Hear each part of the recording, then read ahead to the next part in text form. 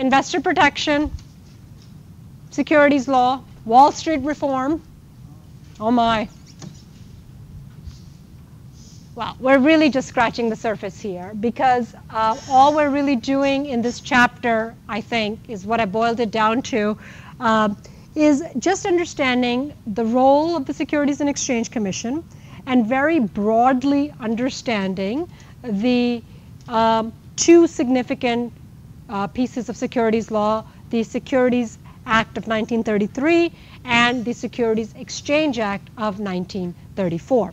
So after our next class, which will be the, your show, the presentations, we're going to come back to the last two chapters in the book, and one of them is the chapter on administrative law, which I think is such an important chapter, and for business law students so very important to understand the role of administrative agencies. And the reason I mention that is because when we talk about a federal administrative agency with incredible powers, one that totally, first comes to mind is the Securities and Exchange Commission, right? It is a federal administrative agency that basically is charged with administering federal securities laws, right? So if you just think very basic, well, we're talking about the Securities Act of 33 and Exchange Act of 1934. Well, Congress enacted those laws way back in the 1930s in response to obviously the big crash, right, the Great Depression, and so on.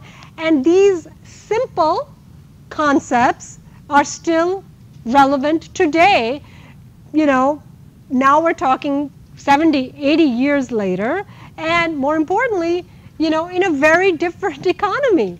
Right? There was no internet, there were no computers, there were barely automobiles that had just, we're talking about a completely different world. How are these laws still relevant? Well, they're relevant because the SEC, well, two reasons. One, the laws that Congress passes oftentimes don't have a lot of detail.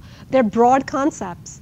There shall be disclosure, there shall be no fraud, and so on and so forth. Well, that's still relevant today, but how do you make it work for a market, a securities market, an economy that has completely changed between now and then? Is because the Securities and Exchange Commission is adopting rules and regulations that basically interpret and implement these laws.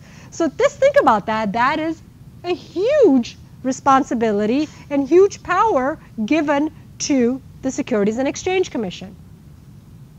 And the other reason why this agency is obviously so very, very significant is because they have the power to not only pass rules and regulations, but to investigate and prosecute violations of the securities laws and bringing enforcement actions and so on. I mean, they have policing authority as well, not just for entities and individuals, but they also then regulate brokers and advisors. So, no doubt we're talking about a very, very, if not the most, when we think about it from an economic perspective, very powerful and significant federal administrative agency. Okay.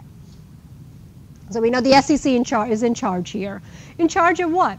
Securities laws. What are securities, right? So again, we're talking about a very broad definition of a security, but ultimately what we're talking about, any type of an instrument or an investment that is sold to the public in whatever form that it might take. And we talked about corporate law. Yeah, we're talking about stocks and bonds, but we're really talking about any instrument that is an investment opportunity from which the public needs some sort of protection in terms of disclosure for the most part, and broad laws with respect to fraud and preventing fraud and misleading statements and things like that, right? That's essentially the role of securities laws.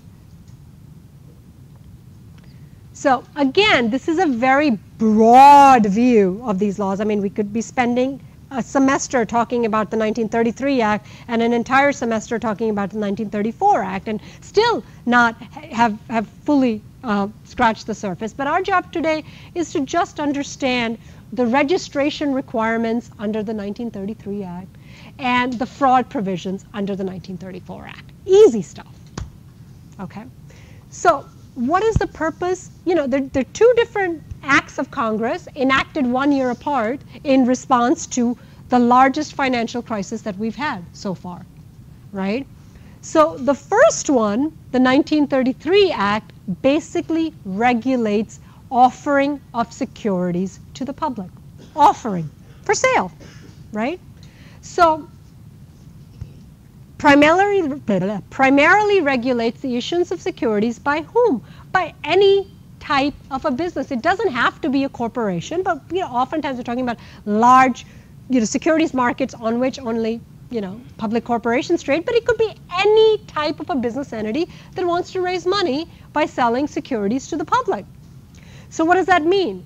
It regulates, everyone knows IPOs, right? Initial public offerings. So to the extent that a issuer, and the word issuer is used a lot, and sometimes we'll say issuer, but sometimes we'll just say a corporation, right? Even though it's not exactly the same thing, because an issuer is not always a corporation, but an issuer that is going public for the first time. They're going to be a publicly held corporation, and now they want to sell and trade their securities on a publicly traded market.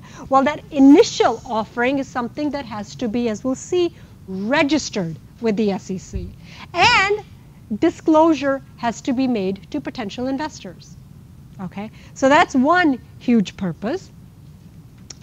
And the way in which that is done is you have to file a registration statement. You might say, well, what's the big deal there? It's a statement. File it. Prospectus? Everyone knows what a prospectus looks like, I hope. Touched it, felt it, seen it? Accounting students? A prospectus is, so go back to the franchising chapter. Disclosure, right?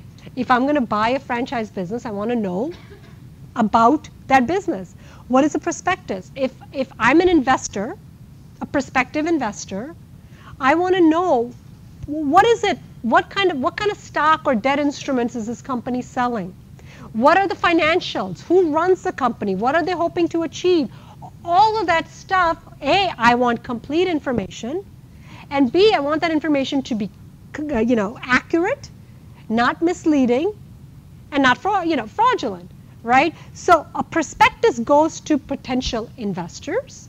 The registration statement is that and much more sophisticated information that is filed with the Securities and Exchange Commission. And by the way, it's not just a registration statement, even the prospectus is filed for, the SEC has to bless it and say, yes, that is adequate disclosure. Now, it's not the job of the Securities and Exchange Commission to say, good deal, bad, no, that's not its disclosure. It's giving investors relevant, complete, not fraudulent information so that they can make a meaningful decision whether to invest or not to invest. And it also includes like any litigation. Yes, and it's not just litigation, but potential litigation that the company is aware of, right? So it is chock full of required disclosure. And I kind of joked when I first said, well, what's the big deal? Anyone want to take a guess at what a typical IPO process of just filing might cost a typical company that's looking to go public? No, I mean what the process in fees to investment banks and we're not talking about thousands, we are talking about millions. Okay, so this is, I don't want to make it sound like, well, you file a piece of paper. We're so used to saying file, well, you file a certificate of limited partnership. It's, you can go on. No. A registry, this is what's that?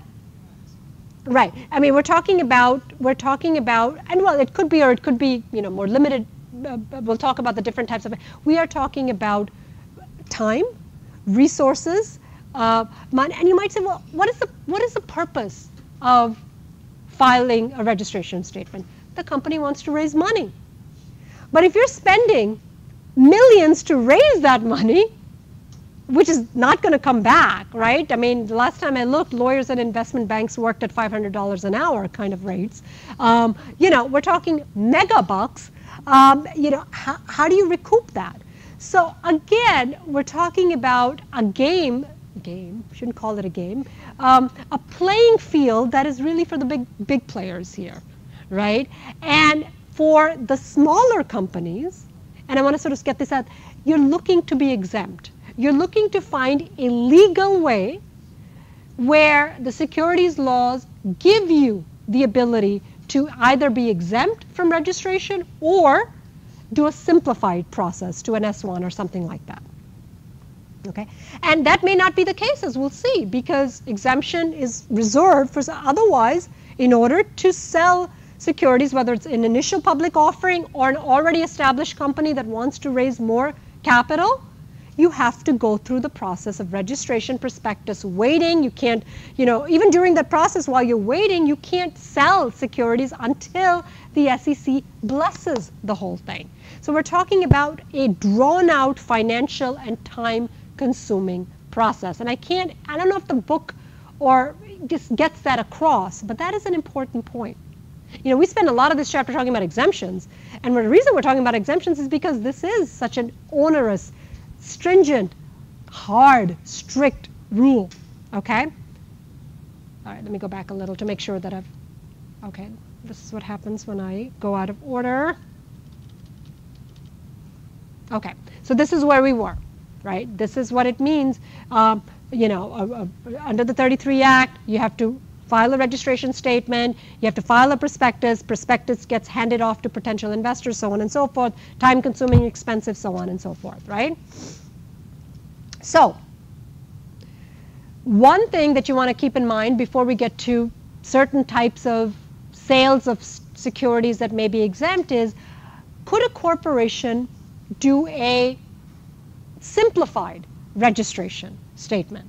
And the answer is yes. So remember we said the SEC has rules and regulations that they adopt. One of the regulations under the 1933 Act is something called Regulation A. And what Regulation A does is it allows issuers to sell securities by a more simplified registration statement, something less onerous, if you will. But it comes with limitation. How much money can you raise under a Regulation A?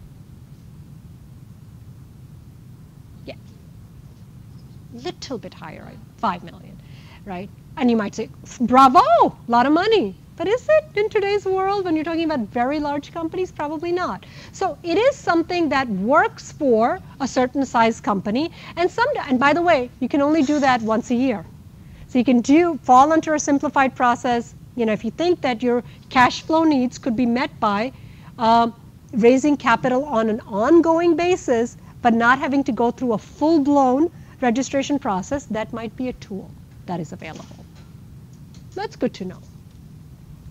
And by the way, can't talk about securities laws without talking about the enforcement part of them.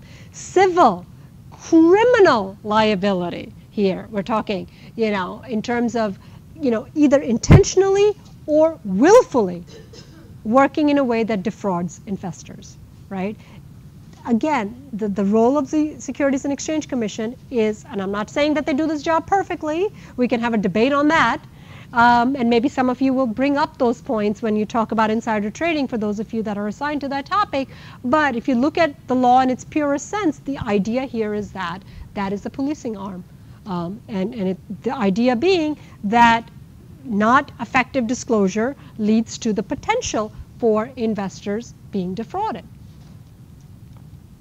Okay, let's now talk about a company that doesn't want to file a registration statement and doesn't even want to go through the simplified registration statement that the Regulation A has. Could they possibly fit into an exemption? An exemption means you don't have to.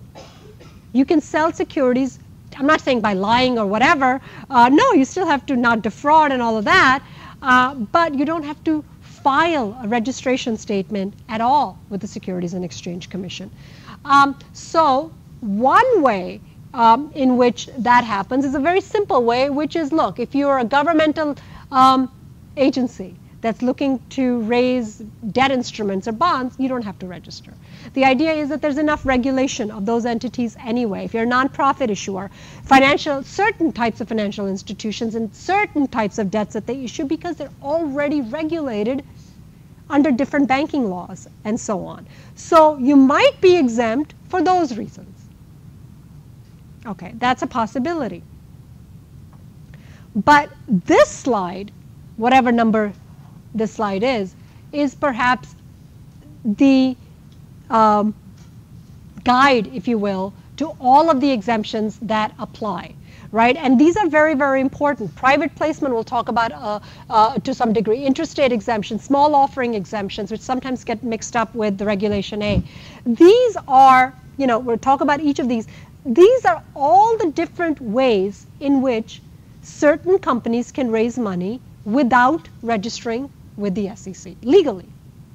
They have limitations, but it's something to think about if you're trying to avoid the expense and the time associated with having to file a registration statement.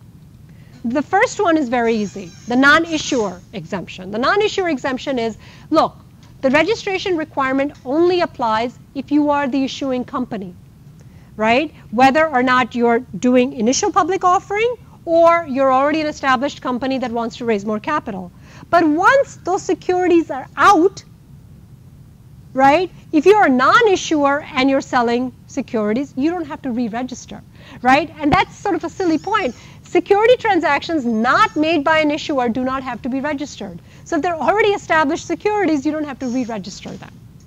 We know that already, but somehow the first bullet just makes that point. Now let's talk about the three others because they're more important, right? So you go back to the slide, it's the intrastate offering. It's a private placement, it's a small offering exemption. That is the most significant in terms of what types of ways can you raise money without a registration statement. What is an intrastate offering exemption? Think about the words inter versus intra, right? Intrastate means within one state only. And when you look at the requirements, you realize that it doesn't apply to a whole lot of different companies because it permits local businesses to raise capital from local investors without registering. So if you read the chapter, you'll see that it requires a company, and let's just pick a New Jersey company because we're here. If I am domiciled, that's sort of the legal word, but if I am incorporated in the state of New Jersey, I at least meet the first requirement for an intrastate offering. Okay, I'm registered here in New Jersey. I'm a New Jersey corporation. Good. What else? I have to be not only registered in New Jersey, but at least 80% of my sales and businesses have to be in New Jersey. Now it starts to get limiting because business these days is not just limited to state lines, but if I can meet that test, number 3, I have to only raise money from New Jersey residents. I can't go out of state for more than 20%. 80% has to be registered from in-state investors. So, if that's possible to do, great. If it's not possible to do, you're not going to make the intrastate offering exemption. Now, we talk about a $5 million. I can raise as much money as I want under an intrastate offering as long as I have 80% of my business in one state and 80% of my investors that are buying these securities are New Jersey residents. Made sense back in the day. Query, does it make sense today in the type of marketplace? And we're not even bound nationally, we're so international now. The intrastate offering is a state.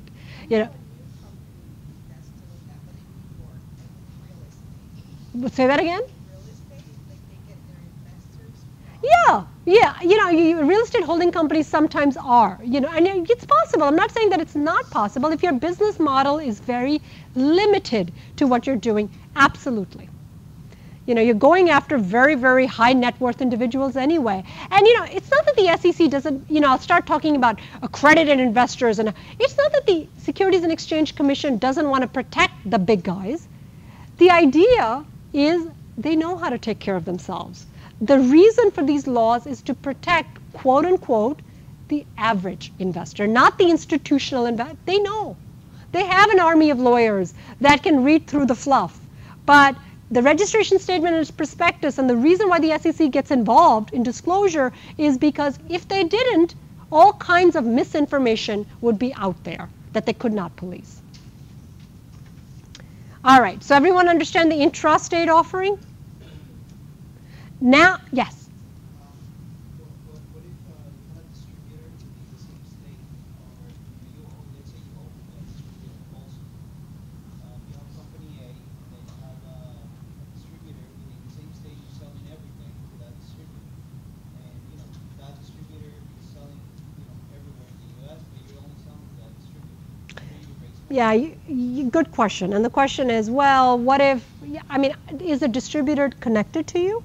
Are they a wholly owned subsidiary? What if they're separate corporations? But are they wholly owned? There are something in the law called control group corporations. The Internal Revenue Code has what are called affiliated group rules and so on. They will lump together based on control, based on ownership, and affiliated companies. So the short answer to your question is, and don't think it hasn't been tried, you can't, I mean, that's the illogical answer. What if, why parent sub or brother sister type of companies and so on. Under Code Section 414, you are lumped together as affiliated companies, and the short answer is no. And it's an excellent question. What if my distributor, which I'm not, it's not the same company, it's not even, if there's enough of an ownership interest, you're treated as one company. And if that distributor is selling outside of states, outside of one state, you blow the intrastate offering. It's very limiting. It really is meant for local businesses. All right, let's now talk about the one that is the most significant. And it might go to your example a few minutes ago, Donique. It is the private placement exemption. And think of the words, private placement, private, not public. Depends on who you are approaching, right? So, permits issuers to raise capital from unlimited number of who? Accredited investors without registering with the SEC. And who are accredited investors? Institutions, very high net worth individuals, worth millions, make a lot of money. I don't want to give numbers because these numbers keep going up and down.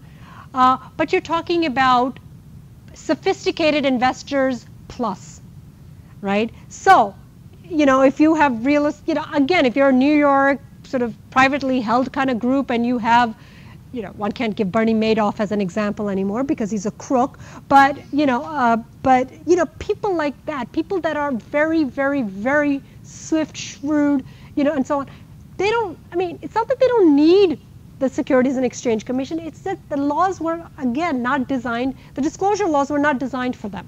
So if you're raising money from accredited investors, you don't have to register your securities. You still have to be accurate and not fraudulent in your disclosure, but the SEC doesn't require you to file a registration statement.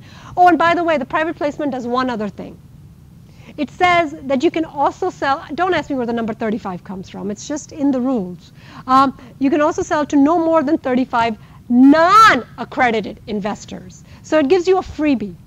As many accredited, but up to 35. Now, and by the way, the non-accredited still have to be sophisticated investors. They just don't have to be as, they don't have to be accredited, meaning it's not just institutions and extremely high worth entities. We're talking, 35 still sophisticated investors, but not all accredited. So it gives you a little wiggle room to play with. Unlimited amount of money without registering. But that's assuming that you have accredited investors to approach. And a lot of times corporations raise money through just these avenues. You go through pension funds and you go to annuity company, things like that, and you're able to raise capital. Great. And the last one The last one is something called the small offering exemption. Permits sale of securities not exceeding $1 million for a 12-month period. And this is different from Regulation A because this is an outright exemption, whereas Regulation A is simplified registration. And the reason why a company might want to do, for example, Regulation A versus small offering is whether you do a small offering exemption or private placement or interest rate offering, the investor that buys from you cannot resell for a period of time. It could be 6 months, 9 months, 1 year, depending on what. But if you do a Regulation A simplified statement, there is no requirement on resale. Person can turn around and sell tomorrow. So here, and again, if someone is buying from you in a private placement, they can't sell the next month. They have to hold on to that investment for a specified period of time. And I won't make you memorize what those periods are. And by the way, if you file a registration statement and you go through that expensive process, or even if you go through simplified reporting, you can advertise, you can take out ads, you can puff it up. Can't do that if you're relying on an exemption. It has to be done in a more private fashion. So, you kind of have to see as a company what works, what doesn't work. But the point is that the Securities and Exchange Commission regulates how money is raised and how you approach investors based on whether you meet an exemption, and then you have to meet the requirements of that exemption, or you don't, in which case you have to go full-blown registration statement, prospectus, and so on, which is, again, as I said, a game for the bigger players. Does everyone have a broad enough concept of these principles? Questions for me? Yes? Limitation in advertising, is it for all the exemptions? It is for all the exemptions. You can't kind of go out and puff it up in public.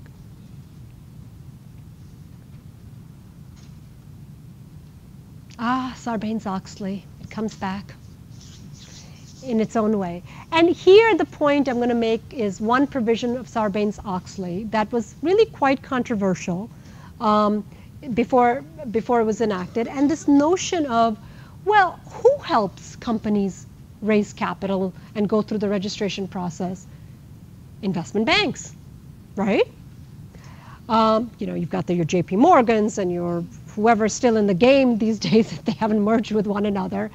But the problem is they're getting paid millions of dollars in advice to help a company go public, for example, or raise more capital.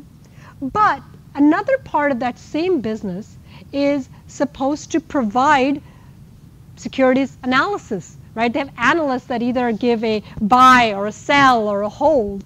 And the question being that is not a conflict of interest, right? How is it, I'm just picking on JP Morgan, I don't mean to, I'm not saying that they're guilty of any of this, it's just the big player that comes to mind. How is it that a JP Morgan can make a gazillion dollars from taking company X public or selling a lot of securities for them, and at the same time, the securities analysts that follow that company, where the markets and investors are watching, are not giving a higher rating than perhaps an objective analysis of that company deserves? Legitimate, do you think? I mean, we can argue about it, but isn't there at least an appearance of a conflict? An possible impropriety? So basically what Sarbanes-Oxley did 10, 12 years ago was establish a separation of investment. It's not that they said you can't do it. That would be too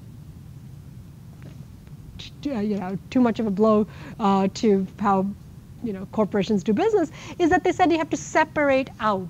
It's almost like you have to create a firewall between those two ends of your business where there is absolutely no information sharing and no pressure between the investment banking arm that is making millions from taking a company public to the securities analysts that are going to say, Yahoo goes public or Google goes public, and it is an immediate, that is going to be an objective analysis. And those two parts of the business are going to be completely separate.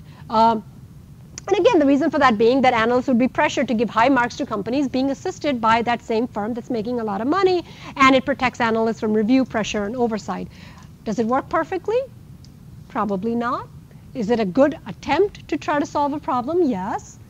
But, there's still critics that say that no. I mean, how do you create, it's the same company. How do you create this sort of firewall? Do you do it well enough? Should there be further regulation in this area? Well, we'll leave that to the, political process to debate and deal with, but that's what Sarbanes-Oxley requires. And yes, there is more to say about the 33 Act, but we're going to move on to the 1934 Act. And here, we could spend, as I said, hours, months talking about this.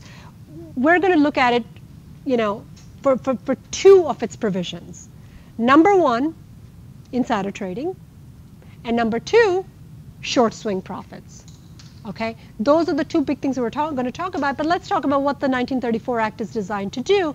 Once, it doesn't deal with issuing securities or new securities. What it deals with is regulating the trading of those securities already in the publicly traded markets. Requires for registration, don't get confused, not registration of securities, registration of the companies, for them to file annual, quarterly, periodic reports, right? So this is where that requirement comes from. And regulating the exchanges, the brokers, and the dealers themselves. So obviously, the heart of regulating the securities markets themselves comes from an act of Congress that is now, 80 years old. So what has kept it relevant for all this period of time? What's kept it relevant, of course, are rules and regulations that have been passed over the years. And because I said we're going to talk about insider trading, the one that we're going to talk about quite a bit here is Section 10B of the Securities and Exchange Act of 1934 and Rule 10b-5 under that act. And what it does, I mean, if you read Section 10b, it doesn't say a heck of a lot. It says simply that there is a prohibition on the use of manipulative and deceptive devices in the purchase and sale of securities in contravention of the rules and regulations of the SEC. All it says is that the SEC can adopt rules and regulations relating to avoiding manipulative and deceptive practices, what I would like to say, doing away with fraud, in the purchase and sale of securities on the markets. That's it. Now you see why that one paragraph can stand the test of time. That was relevant then, and it's relevant 80 years later, and it's going to be relevant 80 years from now. But the detail of that is in the rules and regulations that have been, adopted by the SEC. So it's Rule 10b-5 that basically defines what it means to be deceptive and fraudulent activities in the purchase and sale of securities. Who can you sell to? When is it unlawful to sell based on somebody being an insider, based on somebody having information that the public at large doesn't have, right? And by the way, only conduct that is intentional, and the legal word for it is scienter. Not on the exam, but I don't know, maybe something you need to know. Only intentional or scienter is what, so, you could violate, for example, the 1933 Act by not registering a security that you should have just based on negligence, not knowing. But you cannot violate the 1933 Act without some intention. It wasn't like, well, I didn't know I was trading in the securities. If you didn't have inside information, if you just, a lot of people argue this, you can't hold me liable for insider trading. That was just my analysis. I didn't know X, Y, or Z. We'll see, if you say nothing intentional, well, then how could you be liable? Because liability, the government's job is to prove that there was intent, that the individual acted with knowledge of non-public material information. So there is this element of intention that is built into Rule 10b, I'm sorry, Section 10b and Rule 10b-5. And don't get too hung up on these slides. All it basically says is that you violate these things, these provisions of the Securities Act. There can be both civil, meaning a lawsuit brought by private parties or by the SEC for damages, or, heaven forbid, criminal liability based on willful, reckless, egregious kind of conduct. The stuff people go to jail for. And you don't want to take that too lightly. So, what is Section 10b and Rule 10b-5 primarily geared towards? Insider trading. What is insider trading? An insider, and by the way, an insider could be someone who works for the company or someone who is hired by the company, that uses material, meaning significant, meaningful, non-public information. Information that hasn't hit the markets yet, and based on that information, a profit is made by trading in the securities of the company. Right? I mean, does that jive with what people think about? And you know, people will have opinions. Are these laws too strict? Are there other countries that don't pay attention to this? Here's a big one, and I don't want to take the thunder away from the group that's going to present this topic. Does the SEC engage in enforcement of insider trading that is selective? Prosecutes some but doesn't prosecute others? And people, possibly.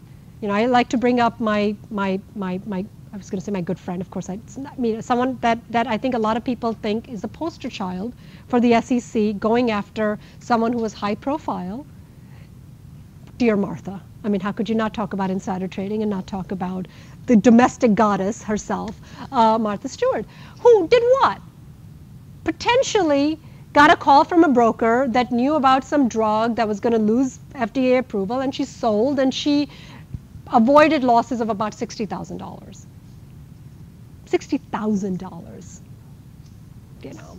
And when you think about Martha Stewart, the empire, I mean, you know, again, but is it on the books? A violation? Yes. Using material, non-public information to make a profit by selling some, yes. Now, does that stuff happen? Sadly, yes. Can the SEC go after every single thing? No, they pick and choose. So, you know, Martha went to jail for that, but, you know, the question being, and yeah, again, these are issues to explore, you know, but does it make it right to not prosecute someone just because we can't prosecute everybody, right? So these are, you know, I mean, we're sort of, you know, thinking about ethics and so on and so forth, but these are sort of the issues that continue to plague insider trading laws and analysts and the SEC themselves. The other thing, in order to have liability, oftentimes you're having someone that gives information and receives information. You look at those individuals as tipper and tippees, right? A tippee is liable for acting on material information. A tipper is liable for profits made by the tippee, right? Who gave the information? The broker. Who profited for that information? The tippee that made the trade. I mean, you know, oftentimes it's, you know, you often sort of see, I mean, it could be a secretary that is typing a memo of a major merger. Well, just by typing it, I now have information, and I call up, you know, a relative in Florida and say, tomorrow there's going to be an announcement of a merger, you know, it's 3:30, buy shares and blah, blah, blah. I can't tell you anymore. Insider trading, right? You know, I mean, and again, it could be something as innocent as that, but the idea of keeping the securities markets pure, leveling the playing field, that no one that has material, not public information should act on that information, not forever, but until it's made public. Once the markets have adjusted to that, only then. Otherwise, those insiders are getting an unfair advantage. That's the point of insider trading laws. Tipper, tippee, person who discloses material information, tippee, person who receives material information. We know that.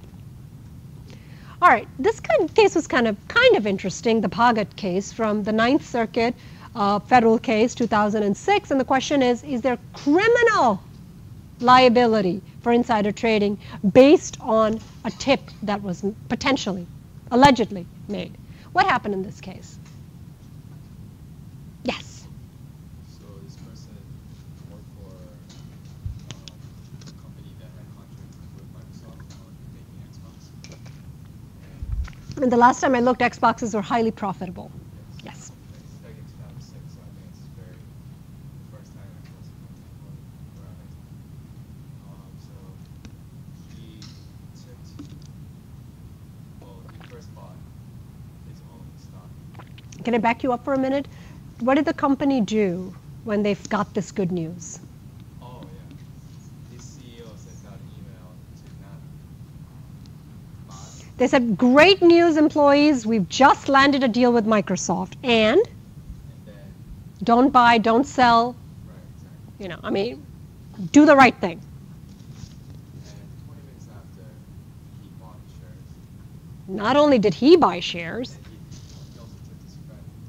he says he didn't, but He yeah, did it, but yeah, his friend also bought a lot of shares. yeah. And, And from there we went. And the question was, he's arguing, oh, I didn't read the email until later, 40 minutes after. So I'm, okay. And if you know, again, someone is innocent before they're proven guilty. I thought this was a good case of circumstantial evidence, you know, where the defendant is arguing, I didn't do it. I didn't do it based on this. I just had a good feeling. I believe in my company. And what's wrong with me, right? You have to prove willful. The government's job is to show you willfully and intentionally did it. What's wrong with me saying, I'm just savvy. I'm just smart. I just knew this was a good thing coming. And I never even opened up that email. I was too busy doing my own independent research. And, you know, and it was based on that I, you know, bought the stock. And it was based on that I care about my family. And I so believe in my company. And the court said, really? Yeah, let's look at circumstantial evidence. You had never bought this quantity ever. Your friend had never bought this, you know, quantity ever. Based on what a reasonable jury, circumstantial evidence is never a slam dunk, but sometimes it's so obvious that, you know, no reasonable person could believe that is the case. And you remember, government has to prove guilt beyond a reasonable doubt in a criminal case. And they said, oh yeah, you know, this is acting on non-public material information, and there is obviously liability here. So insider trading laws are, you know, I mean, the government often has sting operations. They follow these cases for a period of time. They try to get as many people as they possibly can. And, you know, some cases, you know, there are always cases like this where they just sort of follow, where they feel that there's a pattern. Because remember, trades are, you know, I mean, today in this digital age, to think that something is not going, I mean, it's going to be, you know, time-stamped to the second. So it's hard to imagine that, you know, if they're going to go after you, they're going to find that smoking gun. And that's just the way it is. All right. You know, we can go on and on, but real quickly, all kinds of reasons why people are held to be liable under insider trading, and one of the theories is misappropriation. And when the word misappropriation is used, to misappropriate something is to steal it. You know, so misappropriation theory is the idea that an outsider who misappropriates, takes information about a company and that trades in the securities of that company is guilty of violating the securities laws. And you could even go after, the SEC has a lot of tools, aiding and abetting, right? Those who knowingly assist. What if I didn't buy anything because I'm like, oh God, I'll be singled out. All I did was made a phone call to my friend. You know, I didn't steal anything. Well, those who knowingly assist in other people's fraud could be criminally liable as well. So there's a lot that the SEC has in terms of tools that they can go after individuals if they can show that there was willful, intentional action to benefit from material, non-public information and trade on that information. It's not illegal to have it, it's illegal to trade based on that information. All right, so that is insider trading, Section 10b, Rule 10b-5. One other, I don't want to overwhelm you with too much, one other thing we're going to talk about on securities law Exchange Act of 1934 is something called short swing profits. And this is an easy rule to understand. It's very black and white. And I just want to see if the next slide, yeah, it's section 16B of the 34 Act. I don't normally ask people to memorize section numbers, but these are important. Rule 10B, 10B5 is insider trading. Section 16B of the 34 Act is prohibition on short swing profits. What are short swing profits? Short swings, short period of time in which a trade is happening, right? So here, profits made by whom? Statutory insiders. What are statutory insiders? Someone who's an executive officer, a director, or more than a 10% shareholder of a company. The big shots. So, profits made by a statutory insider on trades involving equity securities, stock, that occur within a time period of 6 months. So it's a very simple rule. If you are a director, officer, or 10% shareholder, you cannot buy and sell securities in your company in a 6-month period. You can't say, I'll buy 300 shares today on, let's just pretend today's May 1st, and sell them before November 1st. Did I get the math right? Okay. Why? I'm not doing it on non-public information. You just can't do it, period. Why? Because it's a measure to restore faith in the securities market. You shouldn't have people that are so high up in a company going in and out of their company stock and making a profit based on that. Okay, and it could be that the person needs money. Well, too bad. You can't do it. It's not criminal liability. Violating that simply means that you have to fork over the profits. So any profits made by a statutory insider based on short swings belong to the corporation. And these days it never happens because these trades are monitored, right? So they're not prosecuted, right?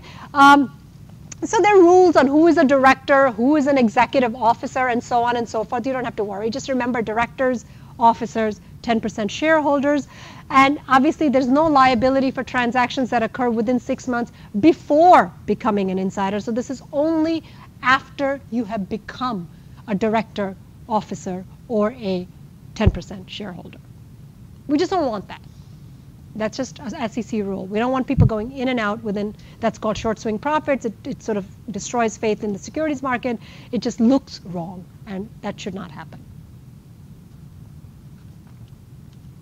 And the last thing I want to say here is that in addition to federal securities laws, there are also state securities laws. And some states, like New York, is very heavy on some of these. They're also called blue sky laws.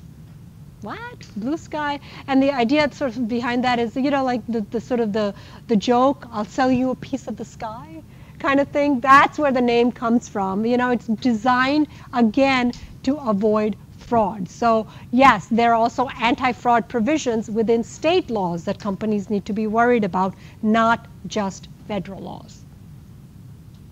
Who's ready to talk about ethics? How can you not want to talk about ethics after we just talked about securities laws, right? I mean, it's a natural fit. And the good news is this chapter is not full of a bunch of rules and all of that. It's a little bit of a softer chapter. It's more of a thinking chapter. And I think it's an important chapter for accountants, lawyers, business people, everyone. Ethics and social responsibility. Spend a few minutes.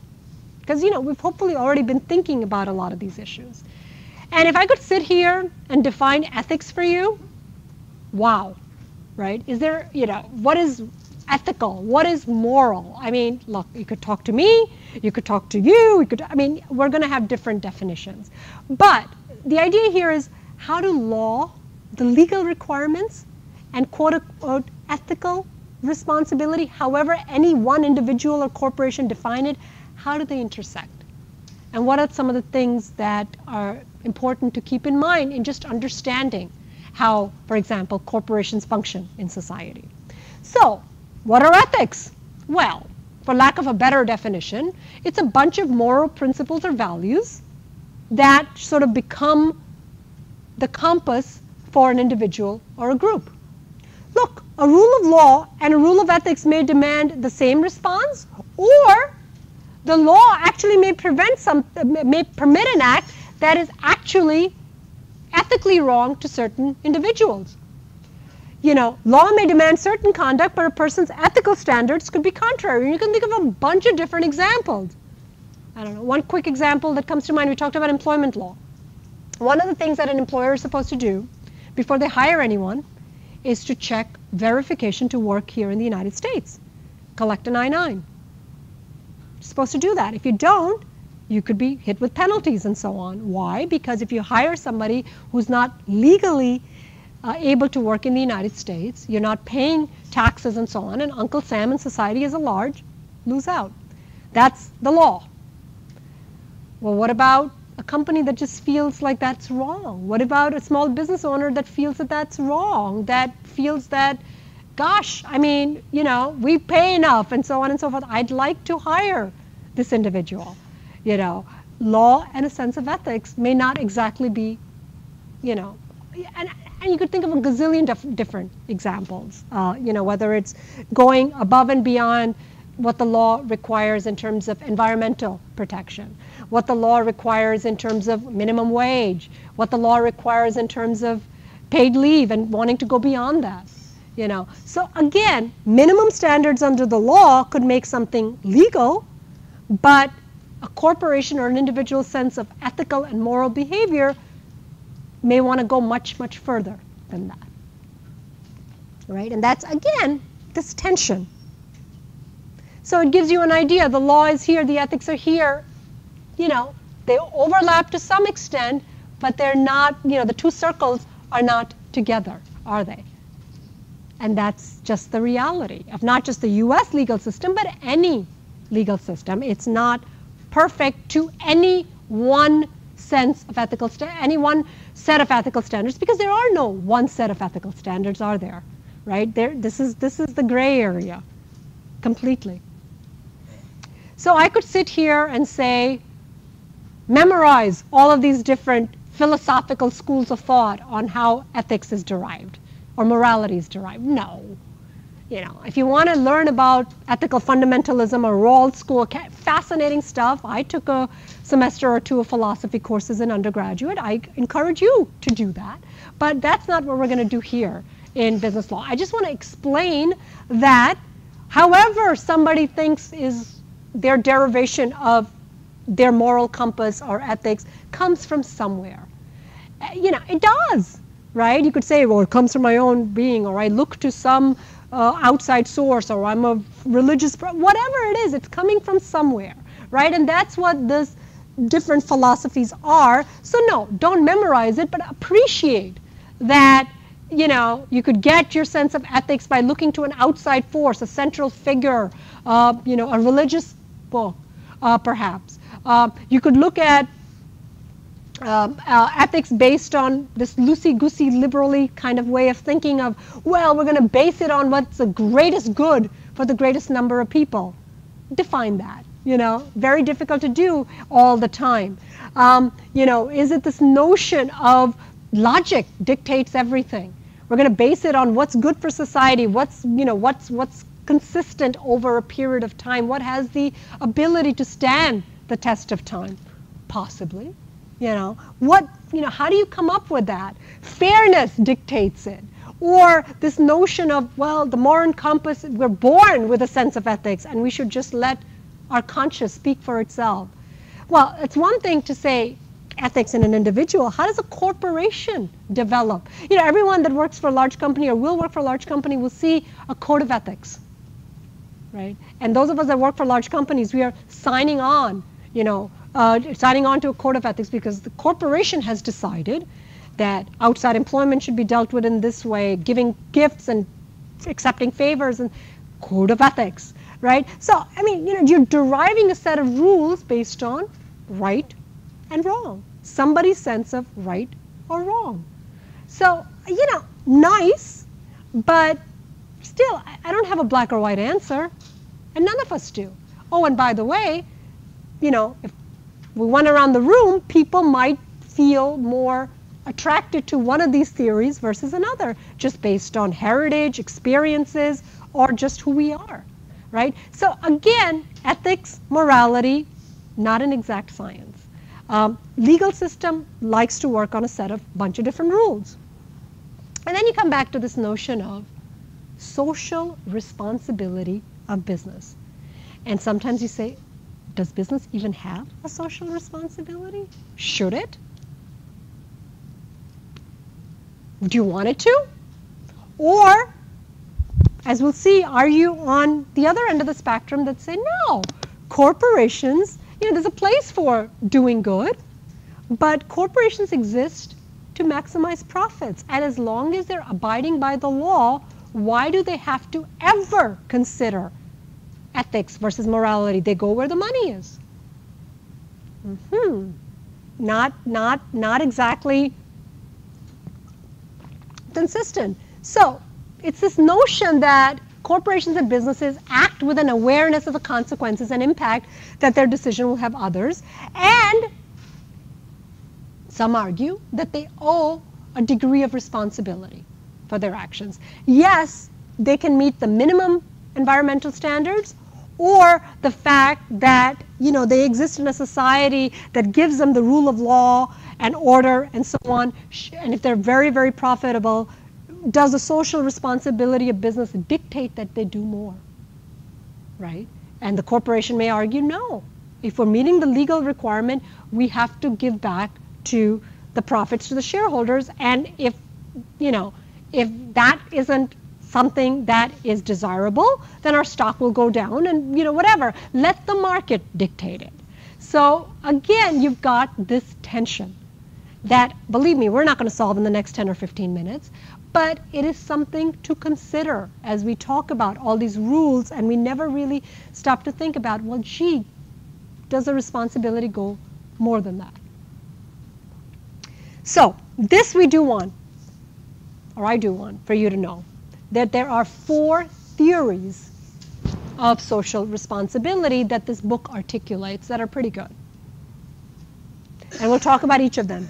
Maximizing profits. I've already sort of taken that position a little bit. Moral minimum. Stakeholder interest, what I like to call the middle ground. And the do-gooder, the corporate citizenship theory. So it's kind of like a spectrum where maximizing profits is on one side of the spectrum and corporate citizenship is on the other, and the other theories are sort of in the middle. So this is a philosophy for corporations, for example. So the first philosophy of maximizing profits says, look, corporations' reason for existing is to make profits for their shareholders. That is their sole reason for existing. They're not a not-for-profit. They're not a church. They're not a synagogue. They are a corporation that exists simply to maximize shareholder profit.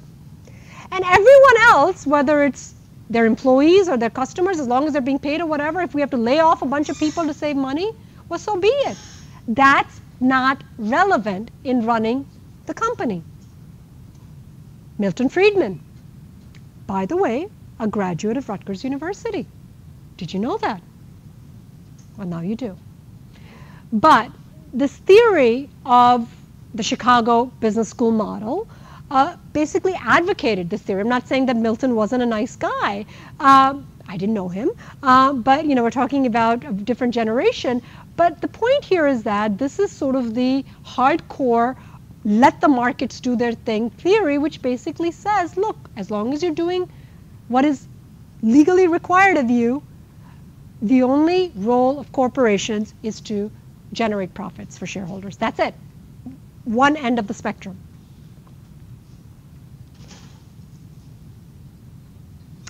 This case is sort of not, and I'll just go through. It's a Walmart case, which is sort of a thinking case. Walmart started designer clothing. They wanted to have a garment producer make those types of designer clothing at a lower price. They did. They got sued by Samara Brothers. And the question was, is Walmart liable? The court here said, we don't know. We don't think so, because did what the Samara Brothers have sort of have secondary meaning were their clothes so prevalent in the market that somehow copying something dilutes their thing or no. And the case just sort of went back and to a trial court to decide. But the question really is ethics.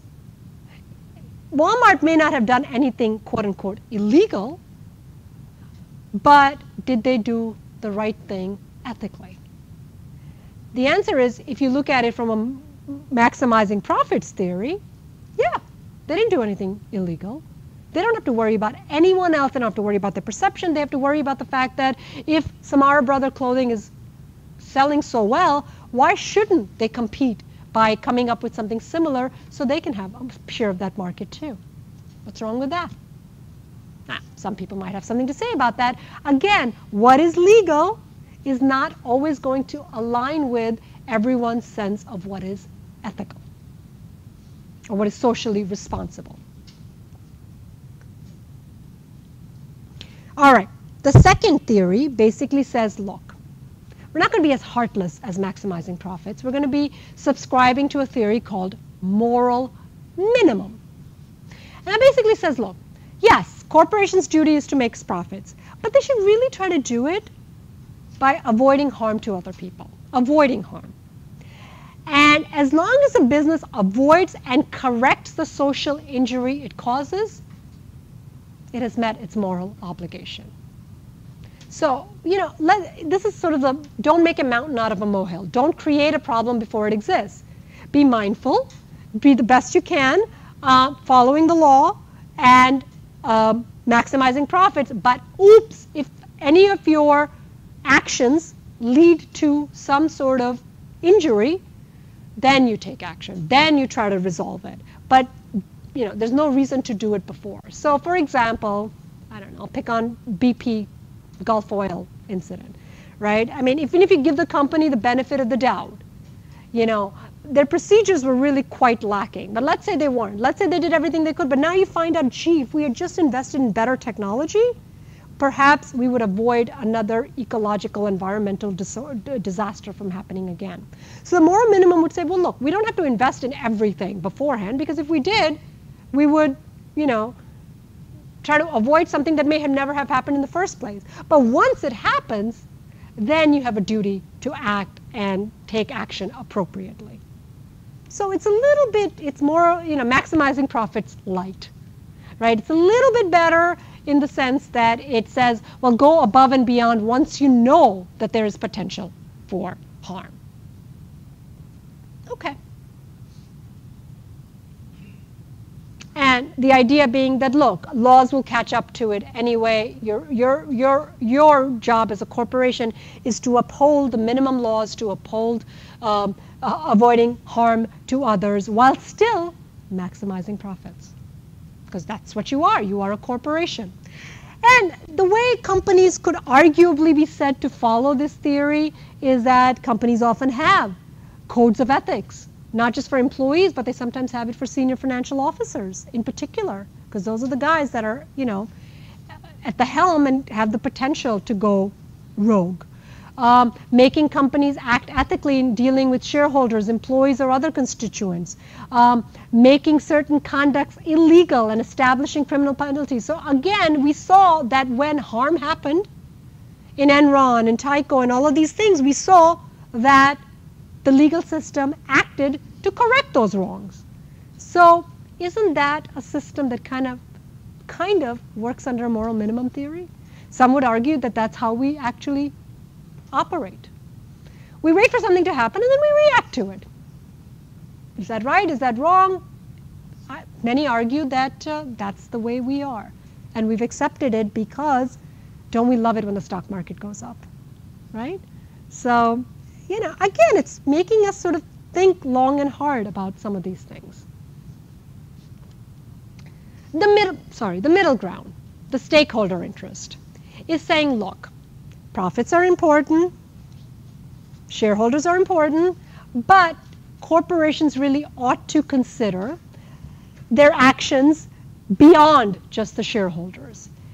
And a lot of people say, well, that's impossible. For example, if you just look at the typical model, you've got sure, you've got your shareholders, but then if you start to look at everyone else, you've got your employees, you've got your suppliers, you've got your customers, you've got the community you operate in. How, if you're in financial difficulty and you have to close a plant, for example, and that closing of a plant will, over time, save the company money and it will drive the stock price up. But you're going to hurt some of your employees. Suppliers that cater to that division, the local community that relied on that business being there, the customers that you're no longer servicing, the creditors to some extent. Hopefully you're not going to default on your obligation, but you're going to accelerate, and now the creditors are not in a relationship with you anymore. So at least think through, find a way, and maybe you'll still close the plant down, right? Because that's the right thing to do from a corporate standpoint. But offering employees a severance package. You don't have a legal responsibility to do it, but you might do it anyway.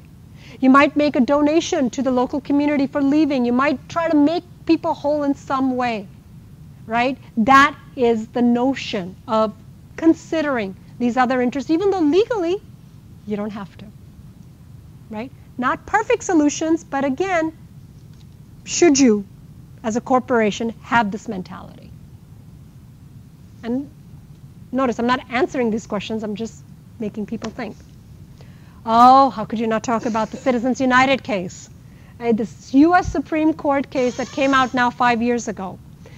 That actually is going to have a very big impact, they say, on the, it kind of had an impact in 2012, but since Citizens United, we've had a few other decisions of the Supreme Court that are equally controversial, that basically say corporations are people. They can spend as much money and have as much freedom of speech as individuals can. And what that means is that there are no federal restrictions on campaign financing and electioneering on corporations. So, what was at issue in Citizens United in 2008 was a documentary that they had on a certain Democratic candidate who is once again running in 2016. I mean, I just mentioned Hillary Clinton because she was the reason for Citizens United, and they wanted to basically, this was a group that was anti-Hillary, let's just put it that way, and they wanted, and it doesn't matter what political, it doesn't matter, it could be the Democrats against the Republicans in the next case, but the point here was, and it's a law of the land now, basically that, if you're rich enough, you can buy as many ads, and you can try, clutter the marketplace with, and depends on, when you go to quote-unquote battleground states, the more money you have, the more times you hear negative, negative, negative. The question is, does that basically does money trump someone's qualifications? And the law basically, constitutionally, 5 justices of the Supreme Court have said, it doesn't matter who exercises freedom of speech. First Amendment right belongs to everybody, including corporations. But that brings with it all kinds of ethical considerations where some people feel, a large percentage actually feel, we have perhaps gone too far. Ethically, but legally, not so much, right? Because that is precedent. So we'll see what the 2016 election becomes, and maybe it won't be that much different, but maybe it will be. This will be something that we'll have to test, the time will have to tell kind of a thing. Okay, the last theory, everyone with me so far? Maximizing profits, moral minimum, stakeholder interest, corporate citizenship, what I call the feel-good theory, which is business has a responsibility to do good. That's their purpose. They should go out of their way. And you'll find some green companies out there. I always used to give the example, I don't know how much this is true anymore, but when you go to the mall, the Body Shop, not Bath and Body Works, the Body Shop, always sort of used to have this philosophy that they were collecting cell phones to give to abuse centers. They're always trying to do good. They're using ecological brand. But there are more and more companies like this that basically say, we will invest above and beyond we're going to go far beyond. We're going to have, we're going to go beyond what the law requires. And we're going to use much more recycled stuff and so on and so forth. We're going to preserve the earth. We're going to do this, that, and the other. But the criticism is, A, well, is that fair to the investors? But the investors know. I mean, they know that they're investing in a green company. But this notion of, how do you quote unquote do good and still remain a for-profit corporation? Can they coexist? Yeah, probably not. But those who favor this theory say, well, it's not absolute, but it is something that we feel we're going to do. And and then the query becomes, well, can you be competitive still? What if your lotions are now $3 more than the same lotions that are being sold at your competitor's store? Are you going to be able to be in business? Well, they would argue, yes, we are, because we're going to advertise and have more mindful customers that are willing to pay more. Again, I'm not giving you the answer. I'm just saying that that is the theory. Are corporations on any one side? Probably not. In some actions that they make, they may or may not be on one side or the other. But it is sort of what they are guided by. These are not laws. These are just philosophies. Companies these days, you guys know as accountants, auditors, you do financial audits, right? You look at the numbers and you make, you look at the sustainability, the financial viability. Some companies have started to do social audits. How charitable are we? How employee-friendly are we? And so on and so forth. How well do we follow our own code of ethics and so on? Not something you have to do, but something some companies choose to do. And some people sort of raise an eyebrow and say, well, they just do it for the publicity. They just do it for the fact that it looks good. Maybe, but there's value to that when you self-examine your actions, when you don't have to, and you try to do better. It is what it is.